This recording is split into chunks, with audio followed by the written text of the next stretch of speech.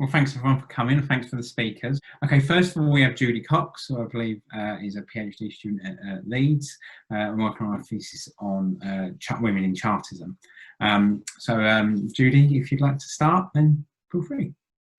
Thank you very much, and thank you to the organisers for finding a creative and new way to hold a conference that couldn't be held under any other circumstances. I must say, I think being part of a YouTube compilation will be new for me and sounds quite exciting. My research is on women in Chartism, and contemporaries of the Chartist movement and subsequent historians of the Chartist movement have recognised women's role as crucial in this great movement for working class democracy that involved at its peak millions of people in signing petitions, in protesting, striking, organising conventions and so on. Women were central to that movement and to its roots in working class communities up and down the country. But women's role within Chartism has been disputed. Although they were very visible and very present and made a huge contribution, the limitations on that role have been something which historians have argued about. Firstly, I think because the first Marxist historians of Chartism tended to see women as simply part of the anonymous crowd and didn't recognise their specific experiences and contributions. And then in response to that, I think the feminist historians of Chartism tended to look at women's activities within a framework of what they described as a conservative gender politics of Chartism. So women were militant, women were active, women broke new ground in terms of organising, but it happened within what was seen as a framework of rather patriarchal politics, which limited women's role to their domestic duties and so on, a rather patriarchal movement. So the first historians of women's role in Chartism talked about how women accepted these rather self-imposed limitations. They saw their activities as an extension of their role in the family. And later historians talked about how those limitations were imposed on women by male Chartists, that the male Chartists became the agents of women's marginalisation and oppression. And these historians have argued that this not only blunted the radical edge of Chartism, it shaped the whole British Labour movement for the next 100 years in terms of seeing women as marginalised, women as not playing leading roles. But when I probed this a little bit, I found there was a bit of a double standard going on here, because when historians looked at women in the abolitionist movement, they were very willing to see sort of proto-feminist views expressed. But when similar ideas about women's influence and women's mission and women's maternal role were expressed within Chartism, very similar arguments were described as patriarchal, as venerating domesticity, and as self-limiting women's roles. So within the Chartist movement, unlike the abolitionist movement or any other contemporary political movements, women organised very militant struggles, not just riots, which women had always done in, since the 18th century, food rights and so on, but Chartist women wrote. They wrote their own public addresses, they published them, they had public arguments with august newspapers like the Times, who called them hen Chartists, and they turned that around and said, nobody calls Queen Victoria a hen Chartist when she speaks. Why should we be called hen Chartists? And they lectured on the public platform in a way that no other women at that time did. Not with as religious figures, not as philanthropic figures, but as political agents.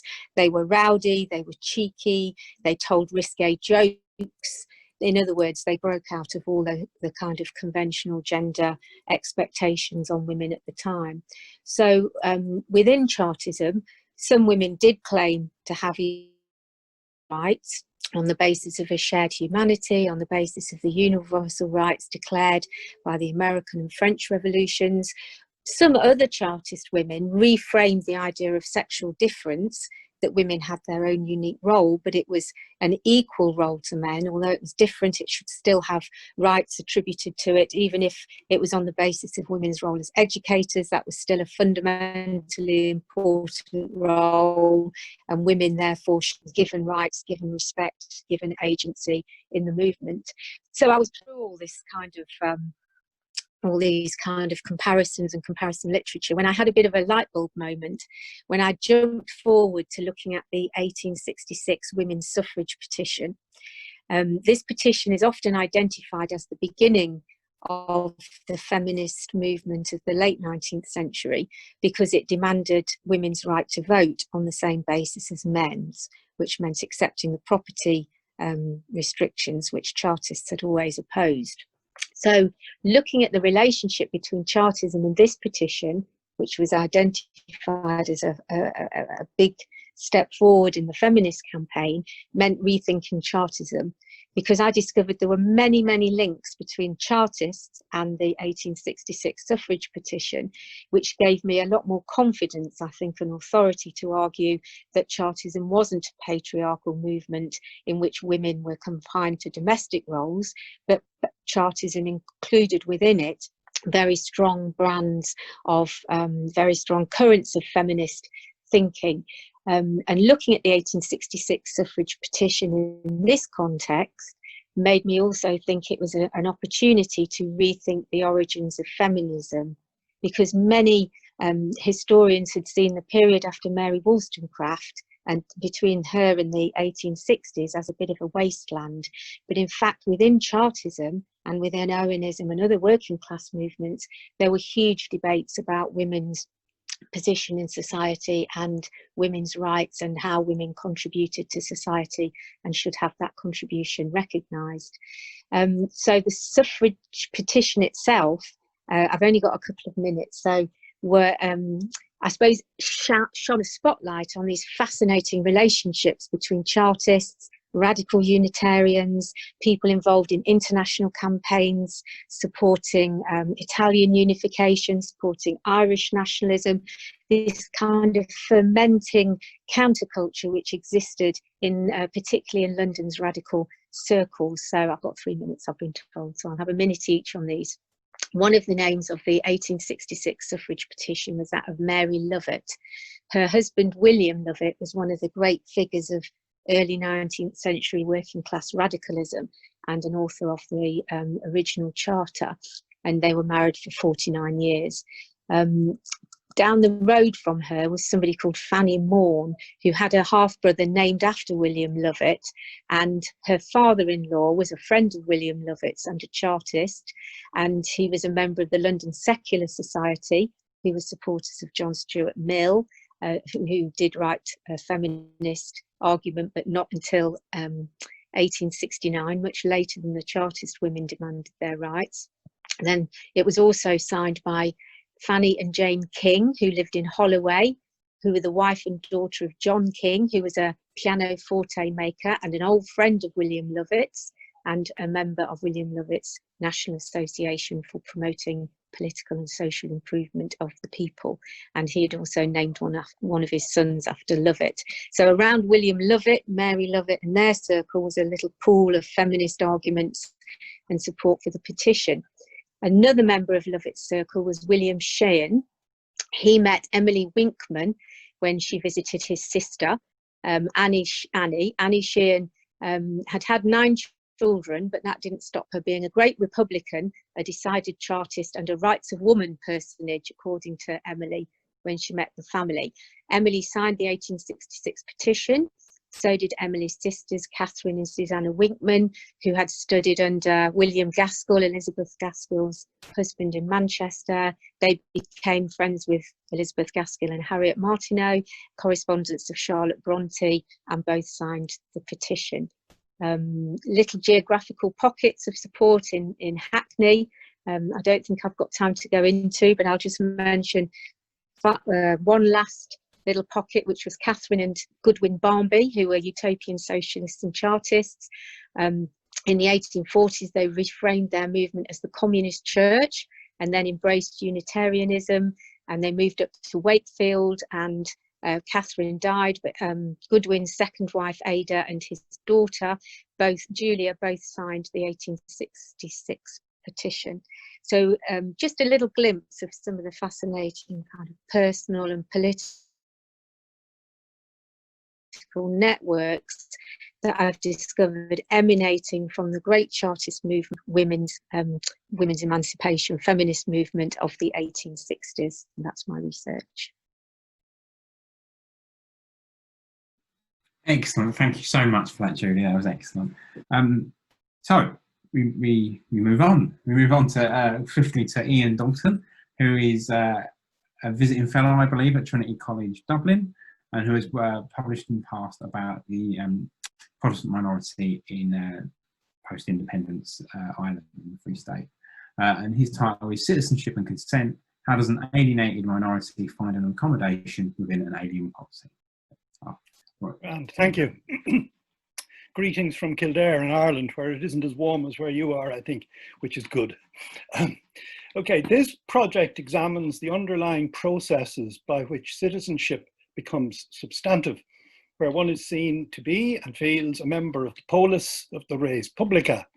The community I'm examining is that of Southern Irish Protestants, those loyalists who are left beached on the wrong side of the earliest 20th century Irish Revolution against British rule. This peoplehood was very different to its Northern Irish counterpart, with only 7% of the population of the new Irish Free State, Anglicanism the dominant political denomination, relatively prosperous and often isolated in small pockets. The time period I'm looking at runs broadly from 1921 to the mid-1960s. The approach is conceptually rooted in a 2011 presidential paper by Evelyn Econo Glenn to the American Sociological Association entitled Constructing Citizenship: Exclusion, Subordination and Resistance. The legal status of Irish citizenship after independence in relation to their own country, to Britain and to the Commonwealth is indeed complex. The Protestant Church of Ireland Gazette maintained that while Protestants were, quote, as good Irishmen as any, they will still be loyal Britons. This amalgam, this what we might call Briarland, saw Irish citizenship as subordinate to a wider British nationality, which indeed was the strictly legal position until at least 1935. Econo Glenn's argument goes beyond the legalities. Her notion encompasses the idea of citizenship as fundamentally a matter of belonging, including recognition by other members of the community. And it resonates with the ambiguities and rootlessness of the Protestant condition after independence. Citizenship, whether legal or substantive, requires to be given or imposed, but also accepted. Its frontier is thus frequently fuzzy. Econo Glenn has a metaphor for this by reference to the southern United States. She writes, segregation of streetcars meant that whites rode in the front and blacks in the rear. Often, however, there was no fixed physical line. Instead, the lines demarking the white section were established by how far back whites chose to sit. This was precisely the dilemma facing many Southern Protestants. The idea of the bus as omnibus was rejected for a long time by a significant swathe of Catholic opinion. One newspaper in April 1944 querulously complained that, quote, Protestants cannot understand that this is a Catholic country. Thus, were they even to be allowed on the bus in the first instance? And if so, were they to be the passive recipients of places defined by others? Whatever about the legalities, Southern Protestants had their idea of citizenship pulled out from under them in 1922. One of their leaders sighed, "Now I have no country." The Provost of Trinity College, Dublin, also caught the zeitgeist, writing to an English friend a few days after the Anglo-Irish Treaty's signature that I confess that I don't like to think of myself now as a colonial. They were nobody's children, in contrarian Protestant essayist Hubert Butler's telling phrase. Much of the historiography and a wider literature has accepted this interpretation.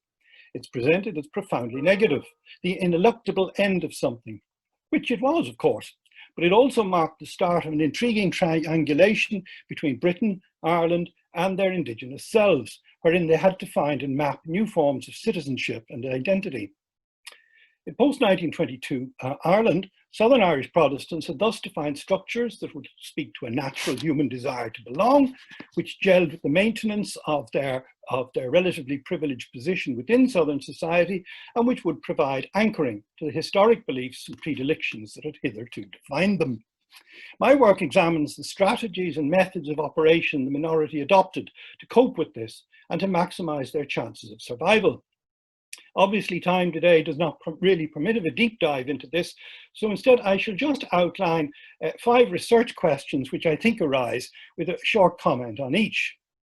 The first one is, to what extent was the Protestant sense of alienation actual rather than imagined? And was it a continuum from pre-independence anyway? My comment is that that raises the question of how Irish Protestants actually viewed the breadth and depth of their citizenship, their British citizenship, before 1922, and this really has not been looked at in any major way. The second question I want to look at in this project was the Irish Free State, devout, landed, in a certain sense, definitely conservative, actually quite congenial to this largely privileged minority? And indeed, there is quite a lot of evidence to show that this was indeed the case. If the likes of W.B. Yeats, who excoriated the Irish Free State's ban on divorce in 1925, thought he led a radical army, it would seem that he was sorely mistaken.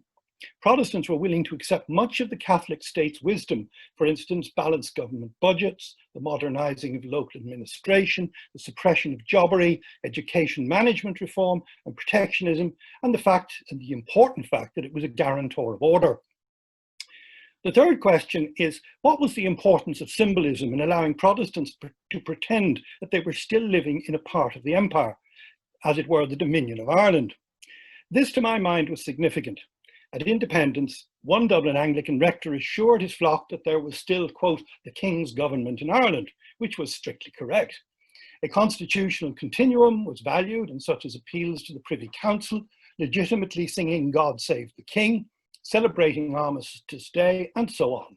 This allowed Southern Protestants to live in what we might call an imagined community, which we could call the Protestant Free State, one parallel to the actually official one. Fourth question is, how significant were the internalized buttresses of the tribe? Unlike Econo Glenn's blacks in the southern US, and indeed much different from Northern Irish, especially Belfast Protestant loyalism, Southern Protestants were generally a relatively prosperous community. They ran their own schools, hospitals, a university, charities, sporting bodies, and so on. Protestant firms and farms provided employment opportunities right up to EEC entry in 1973. The state, fearful that Protestant banks and big firms like Guinness would up sticks, wrapped their minority in cotton wool and kept its nose out of the Protestant world. The fifth question is, where, when and how do the minority intersect with their Catholic fellows as common citizens in independent Ireland? If they are in Ed West classification cosmopolitan parochials, did this encourage them to seek a form of citizenship in, for instance, the moral sphere, by such as extolling what they saw as peculiarly British values of tolerance, liberty, and moral purity? This indeed may have enabled them to avoid the majoritarianism of democracy in post-independent Ireland and to challenge legitimately the rather one-dimensional authoritarian national Catholicism that seemed to inform the majority ethic in the period from the 1920s to the 1960s. From that latter period onwards, notions of Irish citizenship changed markedly. In a Weberian, if not a religious sense, Irish Catholic society starts to become Protestantized. Primarily the result of Catholic cultural rebellion and Vatican II, it also traces its roots to the concept of moral precept inherent in Protestantism's rather pompous suggestion in 1937 that, quote, in its heritage, there are truths that Ireland needs. Perhaps then could we say that by the turn of the millennium, a Commonwealth had emerged and the Catholic tortoise had finally caught up with the Protestant hare. To finish, perhaps a significant point, Edna Longley remarked in 1989 that if Catholics were born Irish, Protestants had to work their passage to Irishness. I would argue that having to work that passage actually gave Protestants, in contrast to the Catholics, greater freedom and flexibility to construct their own sense of citizenship. They also had a more extensive a la carte menu of belongingness to draw on, ranging through a sense of patria, denominational and religious loyalties, still being part of the British and Empire world, and an ethical dimension to citizenship. All this, perhaps, in some measure, goes towards explaining their stubborn resilience through the Irish Catholic century. Thank you.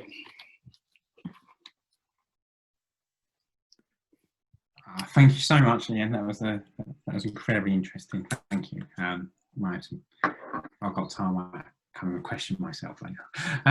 Okay, moving on. We have Sarah Pedersen, who's a professor at Robert Gordon University, who's worked on women in the media, among other things. And her paper is it's what the suffragettes would have wanted: modern mothers' construction of the suffragists and suffragettes. Take it away. Thank you. And I'm hoping that you can see my screen. We can. Well, I can. Excellent. We can. Thank you. How familiar are contemporary women in the UK with the history of the campaign for the Votes for Women? How do they frame the suffragists and the suffragettes? What use do they make of them to justify their own approach to political questions? So this paper investigates the attitude of posters on the popular UK parenting site Mumsnet to their feminist history, and asks how these contemporary women perceive the suffragettes and suffragists and what use they make of them to justify their own stances on contemporary political issues. So if you don't know Mumsnet, it's a popular parenting site predominantly used by women, not all of whom are mothers. It was established in 2000 and it attracts around 10 million unique visitors per month. It's perceived as being influential with middle-class women, which leads to frequent web chats with leaders of political parties and ministers wishing to promote policy relating to families. The 2010 general election was referred to in the press as the Mumsnet election because of the frequency of web chats by politicians on the site. Mumsnetters are known for their articulate, albeit aggressive, conversational style. Their campaigns on a variety of subjects related to the well-being of women and girls, and in recent years, the adoption of gender-critical feminism on some parts of the site. Mumsnet archives its threads, and the archive is easily searchable. Previous researchers have used the archive to examine a wide variety of topics discussed by Mumsnetters, from head lice and breastfeeding to zombie attacks and sex. So for this paper, the archive was searched using key terms such as suffragist and suffragette, which generated a data set of nearly 500 posts. So I'm building here on the work of Red Chidgey, who has investigated some of what she calls the everyday ways in which memories of the women's suffrage campaign circulate, for example, in feminist blogs. Now, her research was undertaken before the commemoration of the centenary of the achievement of the vote for some women that occurred in the UK in 2018. And one of the aims of my research is to investigate whether this commemoration impacted on general knowledge of the suffrage campaign. So the discussion forums on Mumsnet offer over 100 different topics under which users can post. And one of the everyday ways in which memories of the suffrage campaigners circulate on the forum is in the baby names topic, as women attempt to find names for their baby girls with positive historical connotations, or which represent strong women. As one poster explains, if I could point my daughter in the direction of the suffragettes, she might find some compelling stories to relate to. Names such as Millicent, Cicely or Emmeline all fit well into the general current trend for Edwardian names in the UK as well. Interestingly, several of the Mumsnet posters made clear distinctions between the names of suffragists and suffragettes. Others, however, merely lumped them all together. So, for example, a poster listed names that included Flora, Millicent, Edith, Sylvia, Christabel and Emmeline, and commented, "All suffragette names. You don't get much more kick-ass than a suffragette." And in response, one poster pointed out that some of those names were suffragist, and the opening poster assured her, "I'm happy to get suffragist suggestions too. They made an equally valid contribution in my view." Now, Emmeline, specifically Pankhurst rather than any mention of Pethick Lawrence, was popular, although it was pointed out in 2019 that there might well be a spike in popularity due to last year's suffrage centenary. Christabel, her daughter, was similarly popular, although here we see evidence that names need to be attractive to modern mothers as well as come with a good backstory. One poster recommended Christabel, but then commented, "I actually prefer Sylvia Pankhurst, but probably wouldn't name my daughter that." The vast majority of references to suffrage campaigners, however, are found in threads posted on the feminism topic. Mumsnet has a growing feminist voice, making it distinct from other parenting websites in the UK. Many posters who referenced the campaign for votes for women in this topic demonstrated more than superficial knowledge. For example, they demonstrated an understanding of the distinction made by historians between constitutional and militant sides of the campaign. And see, some posters admitted to feeling anger when others used the term suffragettes to cover all campaigners. In 1995, Laura Mayhall identified what she described as the stranglehold of the WSPU on the historical imagination, arguing that the suffragettes dominate both scholarly and non-academic discussion of the pre-war women's suffrage movement. The 2012 opening ceremony for the London Olympics, for example, included 80 suffragettes led by Mrs. Pankhurst and with a reference to the martyrdom of Emily Wilding Davidson. It's clear from the Mumsnet dataset that a wider conception of the suffrage campaign is in general circulation on the site, particularly after 2018. Discussion of the campaign often led to a statement of how the poster would have identified herself if she had been alive at that time. And a majority felt that they would have been suffragists rather than suffragettes. And there was a general agreement on the value of the suffragist campaign. Mention of the suffragettes, however, came to the fore in discussions during general elections. The image of the suffering suffragette enduring force feeding so that modern women could vote was repeated again and again, especially in response to those who were proposing not to vote. Several posters refer to their mother's influence here. The implication was that women had to use their vote because of the sacrifice of the suffragettes. Chidgey calls this the historical duty narrative and notes the way in which the suffragettes' militant actions have been folded into the nation's mythologized story of its democratic past. In particular, the actions of Emily Wilding Davidson, who died after invading the Epsom Derby racetrack, were often referenced by posters discussing the requirement on women to vote. However, suffragettes were also used to criticize the character of a woman's vote. There was an implication from some posters that because of the sacrifices the suffragettes had made, a woman's vote needed to be a considered, passionate, and honest one. In other words, it needed to be better than a man's vote. Thus, one poster criticized others' plans to vote tactically, announcing, "Tactical voting? So childish. Is this what the suffragettes campaigned for, so that women could vote?" Those who voted tactically, however, were not the main targets of posters who conceived of the woman's vote as a sacred duty. Their particular ire was reserved for posters who confessed that they wouldn't be voting at all, either because they couldn't be bothered or because they felt there was no politician they could support. Suffragettes went on hunger strike to win the vote for women. Wasting this precious right is shameful.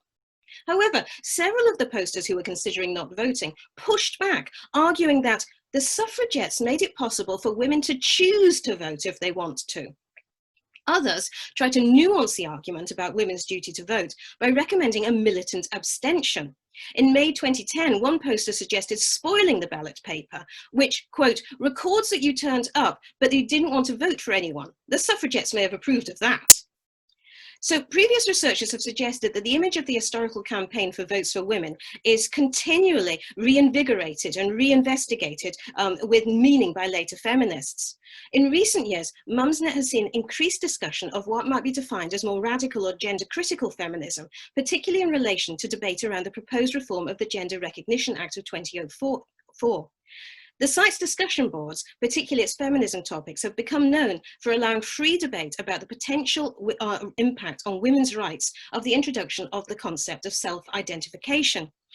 In this, the site differs from many other sections of the internet, including Twitter, where gender-critical women's voices have been silenced or attacked in recent years. Mumsnet has been both praised by free speech advocates and attacked by trans rights activists and others for this stance, which has led to some to describe the site as a toxic hotbed of transphobia. Mumsnet's policy of allowing gender-critical discussion led to criticism, lawsuits, and a series of coordinated campaigns to persuade advertisers to stop spending money on the site. The embattled users of the Feminism Talk Board made frequent reference to the suffragettes in descriptions of their own situation. "I take strength from the suffragettes right now," wrote one poster, who was worried that her views might lead to dismissal from her place of work. Another urged others, "Whatever the outcome, we keep going. The suffragettes originally were pushed back, put in prison, force-fed, be strong." Mumsnet gender-critical feminists also made connections between the divide between the suffragists and the suffragettes and the criticism they faced from other women. "I think those meek, well, in their relations to men, women who say, yes, voting rights are nice, but feminism is too radical, never really stopped to think about how the suffragettes fought for voting rights and how asking nicely never helped." Others, however, argued the need for both word and deeds. It's like the suffragists who kept a political discourse and suffragettes who took direct action. You need both for change, I think. So just to conclude, Mumsnetters understand the contribution of both militant and constitutional campaigners to the eventual achievement of the votes for women. And this is particularly true in the discussions during and after the 2018 centenary celebrations, and demonstrates the value of these celebrations in widening general knowledge. Nonetheless, when the discussion turns to the necessity for women to vote, the dominance of the image of the suffering suffragette becomes clear. However, the suffragettes can be used as a justification for women not using their vote, as long as this is framed as a thoughtful decision made out of anger at the political choices available. It's presented as an acceptable demonstration of political protest, and therefore what the suffragettes would have wanted. It's clear that the spirit of the suffrage campaign is still part of the everyday on Mumsnet, and that there is a good amount of general knowledge. The organisers of the 2018 centenary have much to congratulate themselves as far as raising the profile of the suffragists is concerned in particular. There's also a clear appetite for women and their daughters to learn more about their feminist foremothers, all of which is a good beginning to build on when planning the centenary of the Equal Franchise Act of 1928, when all women over the age of 21 at last achieved the vote. Thank you. Right, moving on to the fourth paper, which is by Silvia Pizzirani, who is from the University of Bologna, and her title is Branding the Protest, the Relationship Between Consumption and Social Movements in Italy in the 1970s. Okay, thank you. Take it away, Silvia. Thank you very much. Good afternoon, everyone. Thank you to the Social History Society for organizing these online events and giving me the opportunity to present. I'm a PhD student at the University of Bologna, and my research focuses on consumption and austerity in Italy during the 1970s. And some of my sources are magazines, especially female magazines. And what I noticed is that many advertisements used concepts and slogans that were typical of the countercultural movement. So I wanted to investigate why was that. After 1968, Italy was transformed on a cultural and a social level, both for the improved living conditions due to the economic boom of previous years and for the protest of new movements, especially the youth movements, the workers' movements, which brought profound changes to costumes and to the general mentality. In 1969, the student movement joined the protests of the trade unions, and the growth of the social conflict led to the so-called hot autumn, which led to the creation of the 40 hours week, the regulation of overtime, the revision of the pension system, and the right to assembly. At the beginning of the 70s, political agitations and strikes in factories continued to be a high number, and radical feminist movements were increasingly establishing themselves on the Italian political scene. Furthermore, there was a generalized feeling of distrust towards the political and the economic ruling classes. During the 70s, the advertising sector was hit hard by the energy crisis. 1975 was the worst year due to austerity policies, the economic crisis, and to the first contraction of consumption since the end of the Second World War. But the 70s was also an ambivalent decade for the advertising sector, because it was characterized both by contestation, by collective participation, and by the affirmation of individualistic values. Because of the political and economic changes of the 60s, women and young people, as I mentioned earlier, were the new protagonists on the national scene.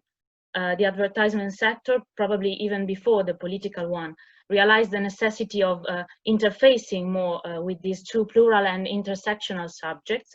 Indeed, they were not only the new protagonists of the social struggle, but they were also, thanks to the economic emancipation and to the expansion of the labor market, they were also new and more independent consumers. The advertising sector was influenced also by the affirmation of freer and more evolved costumes. The advertisers tried to establish a remote dialogue with the youngest and their desire for individual and collective liberation. Young people were sort of a problematic group because they were both a new market niche and heterogeneous and shifting cultural and political entity that fueled critical voices against consumerism and advertising itself. These are two examples of two commercials. On the left, you can see a clothing commercial. Bankers and generals will hate the way you dress. Keep your uniforms, we dress baggery. The counter fashion, which of course recalls counterculture. And also you can see a Piaggio commercial. Step outside the box, delight yourself with ciao. Piaggio changed the world on 2 wheels. So they wanted to recall the topic of changing and change the world.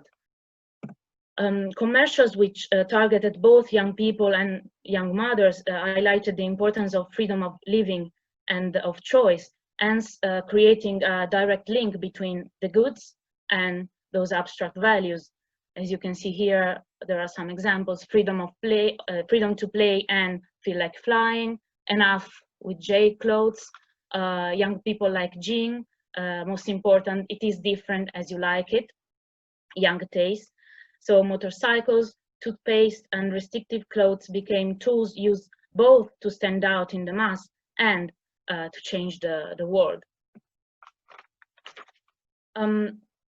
During this period, a process of incorporation of the 1960s instances and of liberation started, but in a framework that exalted the self-fulfillment of the individual in a private dimension and not in a collective one. Different advertisers were capable of interpreting and appropriating some of the cries of protest that had been spread in society since the late 60s. In particular, if we look at gender, a great number of advertisements often portrayed free and emancipated women, but in a non-political situation. For example, on the left, in the advertisements of the Euro per la Queen, we can see a picture of pictures of 19th century women in the background and a woman wearing intimate bodysuits in the foreground. And a writing states, freedom is a long conquest, freedom of movement, freedom to make your own life. Our freedom has the right price.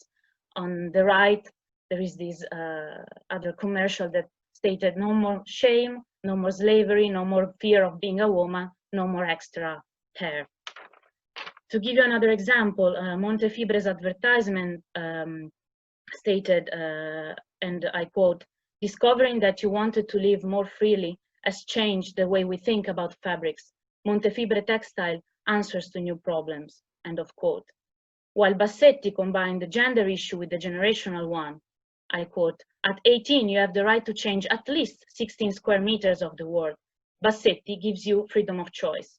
Bassetti is on the women's side, always, end of quote. Bassetti wanted to give women, especially young women, the possibility to choose and to do it freely, despite what other conservative subjects, for example, society and family, preached. The advertising industry was, I think, more capable of sensing the political and cultural tensions in the Italian society, anxieties of which consumption was partly an expression. So this industry tried to channel this tension through consumption. Bassetti himself, during his presidency at the UPA, the Advertisers Association, underlined the importance of advertising, of being receptive to modern issues and of intercepting the requests of social and political movements. I quote, criticism of the consumer society as rising among the population, and it has accentuated the already existing difference towards advertising.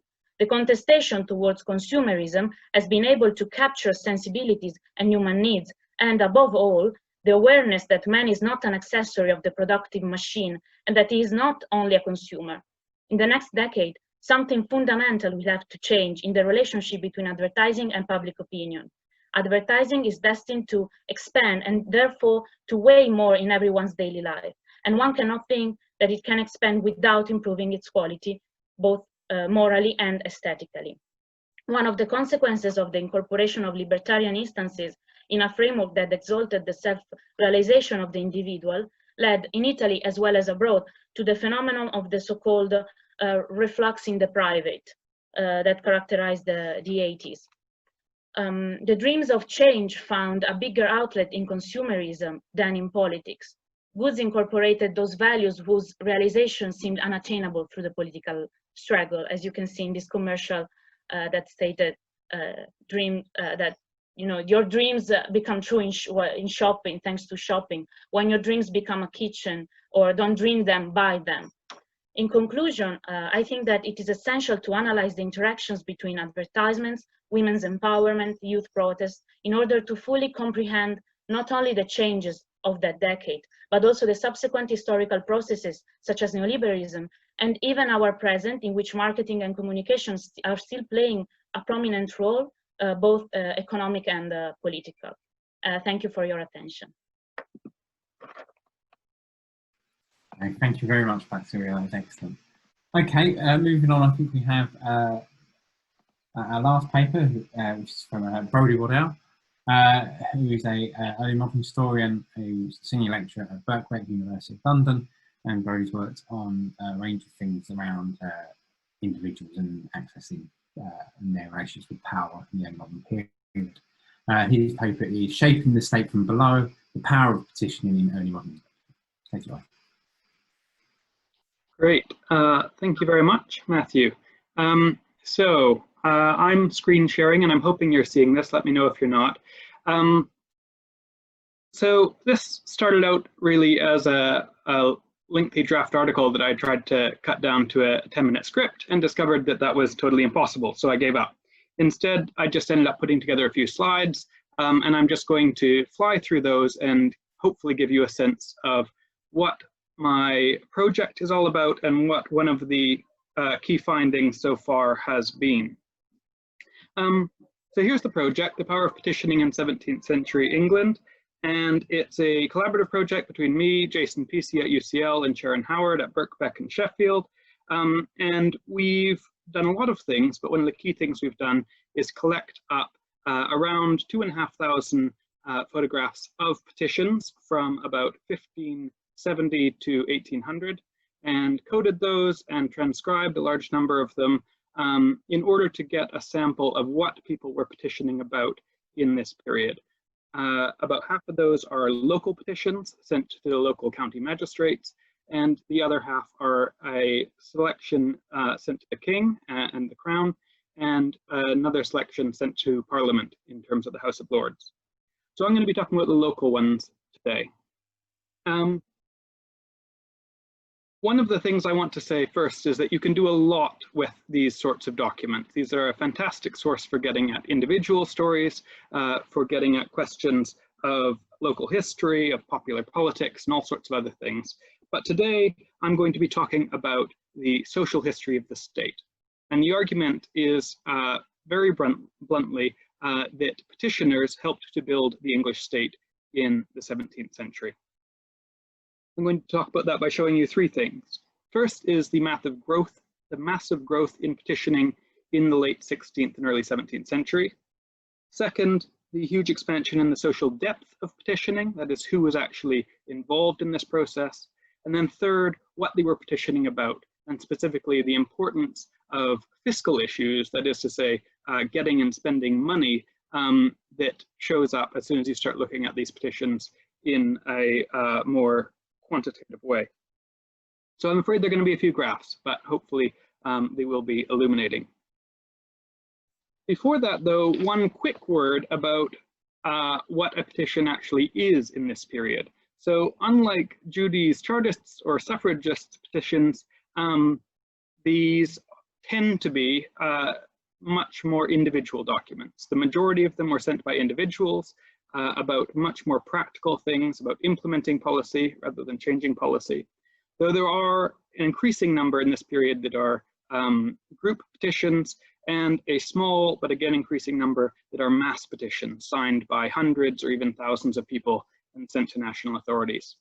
The vast majority of the ones that I'm looking at, though, are not. They're sent by individuals or small groups, and they look a bit like this. This is a personal favorite of mine, mostly because of the incredibly vernacular spelling used by Marjorie Carpenter, or the person writing the petition for her in 1628.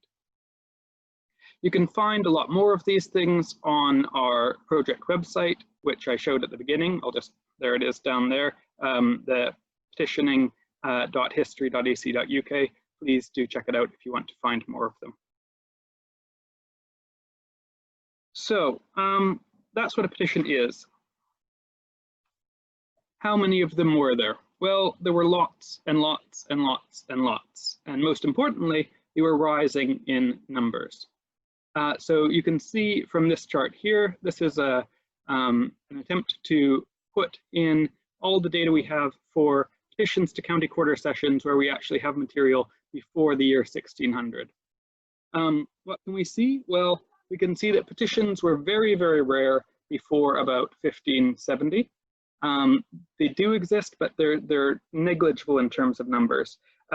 They continue to be rare until about 1590, when they start becoming something that you find at least a couple of in almost every year where we have surviving records. And then they really take off in the 1620s and 30s. In some counties where we have particularly good records, it's something like 30 to 50 per year being submitted to these county magistrates. And when you consider that there are 40 counties in England, plus roughly an equivalent number of counties corporate, so big cities, you're talking about quite a lot, even before the Civil War kicks everything into a high gear. So what's the argument? Well, the argument is that they were numerous and that they were essentially routine by the mid-17th century. This was no longer an exceptional thing to do. This was something that anyone could do and did do about often quite minor sorts of issues. They also started to decline in several places in the late 17th century and definitely the 18th century. I don't really have time to talk about that, but I'm happy to in questions if anyone wants to know more. The upshot of all this is that there's probably somewhere between 40 to 50,000 surviving manuscript petitions to local authorities in the 17th century. And that's just a fraction of the total that were actually submitted. I mean, it's a guesstimate, but I'd say well over 200,000 were submitted to local authorities in this century. So that brings me to the who submitted petitions. Here is something to give you an idea, which is just a selection from the Worcestershire Quarter Sessions rolls for the first decade of the 17th century. What do we see? Well, we see a lot of women. There are 9 women, mostly widows or single women. There's a couple of veteran soldiers. There's some men, fairly ordinary men, complaining about petty crime. And then there are the 4 groups of inhabitants, some claiming to represent the whole of their communities. Notice that there aren't any gentlemen or clergy or indeed wealthy merchants. Now, all of these people were involved in petitioning, but much less so at the local level. Across the whole sample, the sort of 2,000 or so that I've been working with, women were always there. They were always a minority, but they were always there, sometimes in very substantial numbers. Poor men and women were also a key part of this. So it wasn't simply the middling sort or the elite, it was often quite poor individuals. So petitioners then were, to use that oft abused phrase, ordinary people. Many of them indeed were officially disenfranchised. Women, of course, didn't have any official role in the polity at this time, and the poor equally were cut out of most formal involvement in politics. So the rise of local petitioning allowed many to engage directly with a state authority who otherwise would appear indifferent or even passive in the historical record. And that brings me to my final slide, perhaps the most important, which is what they were petitioning about.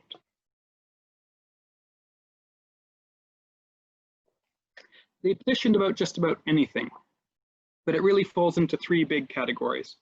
The first is litigation, so this is trying to get people prosecuted in court or trying to get out of a prosecution in court. I'm not really going to talk about that, though it definitely relates to state formation at this time. Another big group is licensing, mostly about building cottages or opening alehouses, again, closely related to larger processes of state formation and new statutes, but I'm going to leave that to a side. The biggest group of categories or biggest group of topics was fiscally related, and these were petitions for, or in some cases against, things like poor relief, the biggest group, but also support for illegitimate children, relief for veterans and war widows, disputes about local taxation, and so on and so forth. And then there's the final category, which is lots of other things, some of which were about the state, some of which were not so much.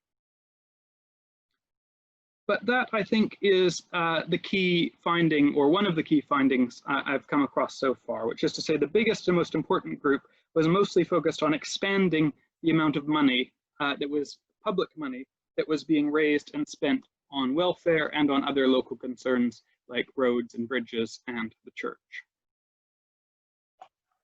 So final slide, you'll be pleased to hear.